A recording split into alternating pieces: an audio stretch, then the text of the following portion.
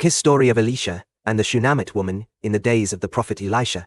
There was a wealthy woman from Shunem who showed great kindness to the man of God. She recognized that Elisha was a holy prophet and often invited him to her home for meals whenever he passed through the town.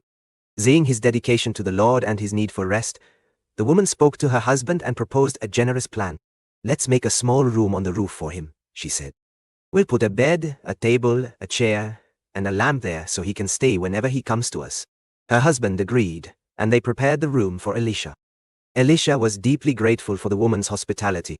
One day, he called for her and said, "You have gone to all this trouble for us. What can be done for you? Can we speak on your behalf to the king or the commander of the army?" But the Shunammite woman replied humbly, "I have a home among my own people. I need nothing." Elisha, however, sensed that there was something unspoken in her heart. He consulted with his servant Gehazi, who observed, "She has no son, and her husband is old." Elisha called the woman back and said to her, "About this time next year you will hold a son in your arms." The woman was astonished and replied, "No, my lord, do not lie to your servant." But just as Elisha had prophesied, the woman conceived and gave birth to a son the following year. The child brought immense joy to her household, and she cherished him deeply. Years passed, and one day, while the boy was out in the fields with his father, he suddenly cried out, "My head! My head!" His father instructed a servant to carry the boy back to his mother. She held him on her lap until noon, but sadly, he died. The Shunammite woman did not despair. Instead, she laid her son on Elisha's bed, shut the door, and set out to find the man of God. Elisha was staying on Mount Carmel at the time.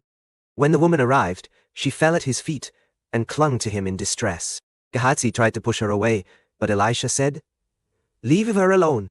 She is in bitter anguish, and the Lord has hidden it from me and not told me why." The woman cried out, "Did I ask you for a son, my lord? Didn't I say, 'Don't raise my hopes'?" Elisha immediately understood the gravity of the situation. He handed his staff to Gehazi and instructed him, "Go quickly to the woman's house. Lay my staff on the boy's face, and do not stop for anyone." Meanwhile, the Shunammite woman insisted that Elisha come with her, and he agreed. As they traveled, Gehazi arrived at the house and placed the staff on the boy's face, but there was no response. When Elisha arrived, he went into the room alone, shut the door, and prayed to the Lord. Then he stretched himself out over the boy, placing his mouth, eyes, and hands on the child's. The boy's body grew warm, and Elisha got up and paced the room before repeating the action. Suddenly, the boy sneezed 7 times and opened his eyes. Elisha called for the Shunammite woman and said, "Take your son." Overwhelmed with gratitude, she fell at Elisha's feet and bowed to the ground before taking her living child in her arms.